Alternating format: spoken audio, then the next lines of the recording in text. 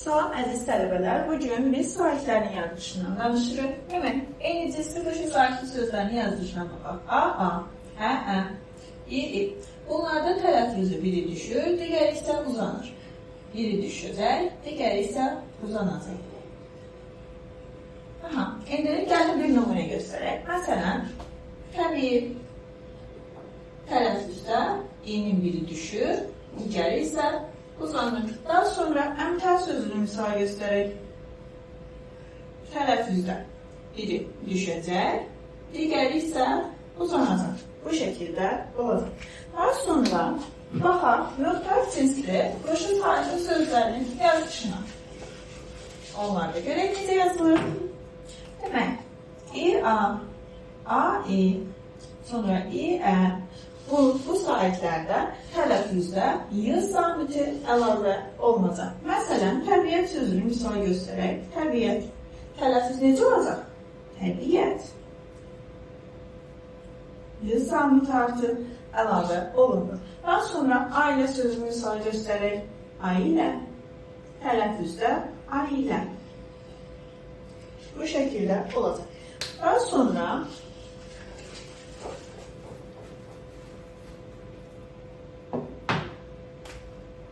ü-ə, ə-a, e-a, u-a. Bu sahiblərdə artıq heç bir tələffüz fərqi yaranmır. Məsələn, müəllim sözünə baxın.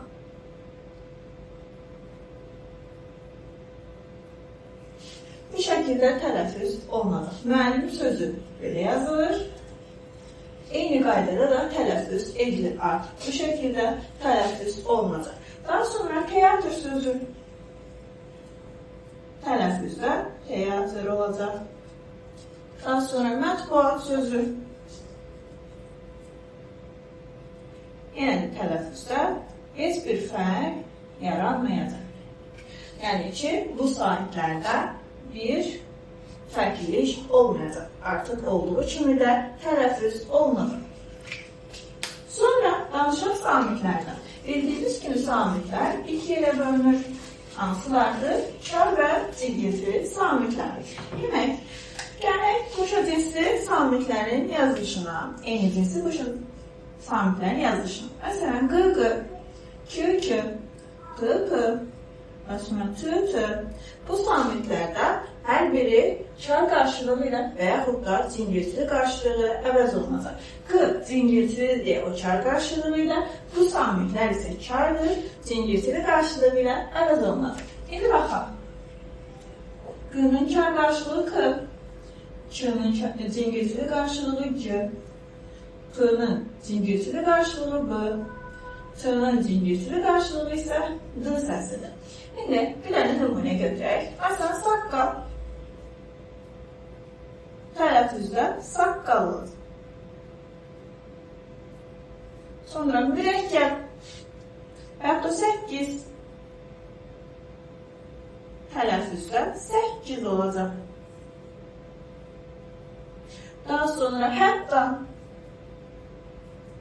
Tələffüz hətta olacaq. Bu da eyni cinsli qoşu samitlərin yazılışı. Sonra danışaq qı samitlinin yazılışına. Görək, qı samiti necə yazılır? Tələffüzdə necə tələffüz edirik? Sözün sonu, milli sözlərimizdə sözün sonu qı samitli ilə bitirsə, qıdan sonra sait əlavə etsə, bu zaman ğı səsi ilə əvəzlənəcək. Məsələn, bir nümunə gətirək, bulaq sözü. Bulaq.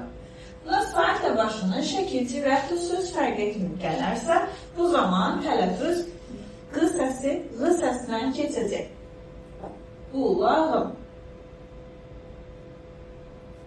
Daha sonra qıdan sonra samit gələrsə, o zaman qı səsi x səsini verəcək. Baxaq. Bulaqlar. Tələffüzdə bulaqlar. Əgər sözün özündə tələffüz etsək, yenə də x samiti ilə tələffüz edəcək. Bulaq, tələffüzdə bulaq olacaq. Bu şəkildə. Daha sonra anlama sözlərdə necədir qıf samitinin yazılmış tələffüzü? Silin.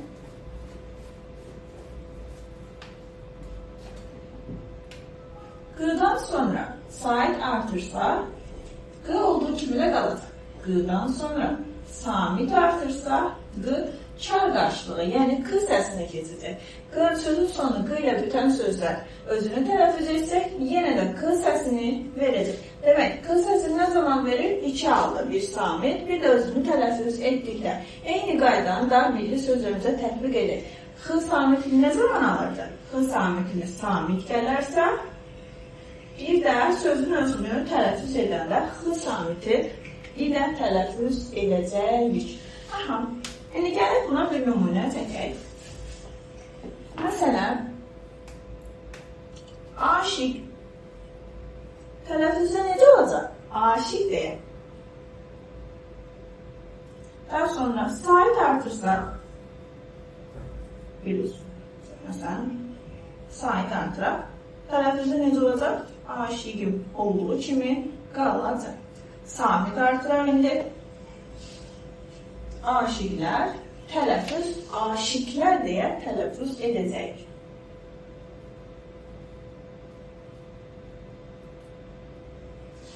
Aşiqlər deyə tələffüz olunacaq. Bu da Q samitinin yazılışı. Daha sonra Q samitinin tələffüzünə baxaq. Q samitinin tələffüzü necədir?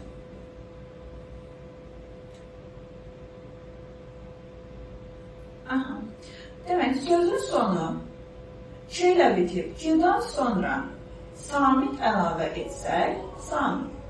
Bu ilk səsinə keçəcək.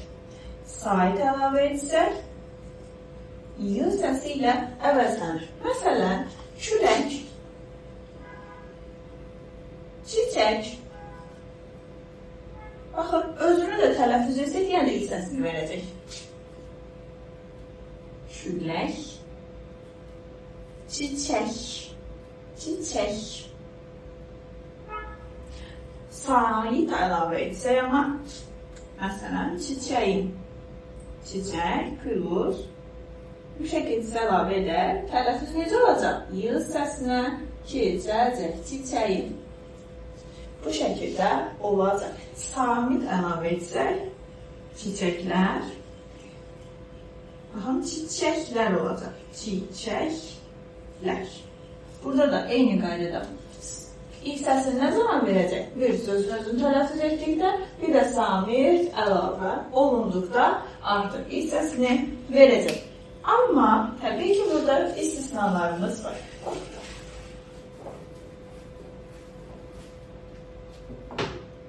Əmlak, iştirak, şərik, türk, tək, kürk. Bu sözlərimiz artıq heç bir tələffüz fərqi yaranmayacaq. Sonra ək məsələn. Bu sözlər artıq heç bir tələffüz fərqi yaranmayacaq. Yəni ki, Q səsi fərqli tələffüz olunmayacaq. Artıq bu sözlərimiz bizim istisnadır.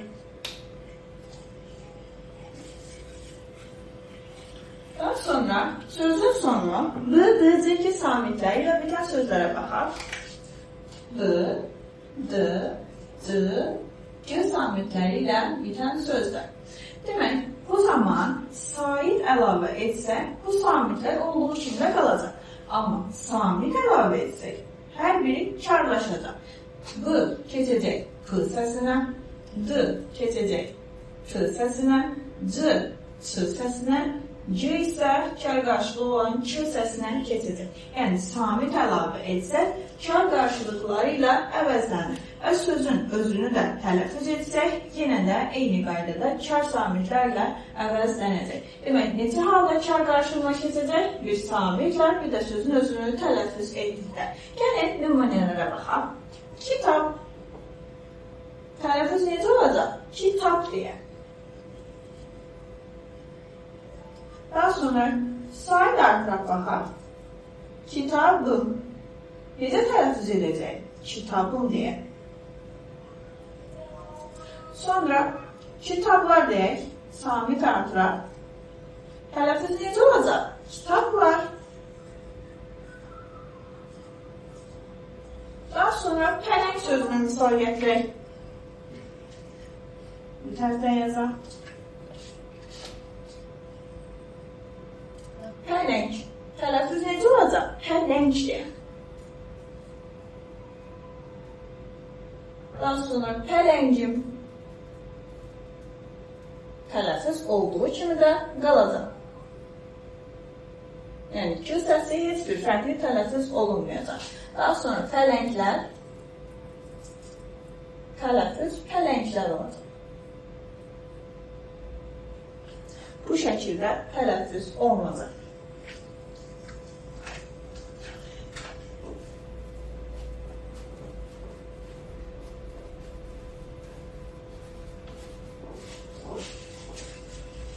Daha sonra gələk müxtəlif cinsli samitləri yazışıq. S-tı, f-tı, ş-tı, x-tı. Bunlardan sait əlavə etsək, yəni bu hərflərdən sonra sait gəlsə, bu zaman t səsi cingiltili qarşılığı ilə, yəni d səsi ilə əvəzlənir. Məsələn, sait artırsa, sait d səsinə keçilir. Məsələn, xəstə. Tələffüz necə olacaq? Xəstədir. Daha sonra şaftalı. Tələffüz necə olacaq? Şaftalı deyə. Artıq bu şəkildə tələffüz olmayacaq. Demək, sait və samitlərin yazılışı bu qədər.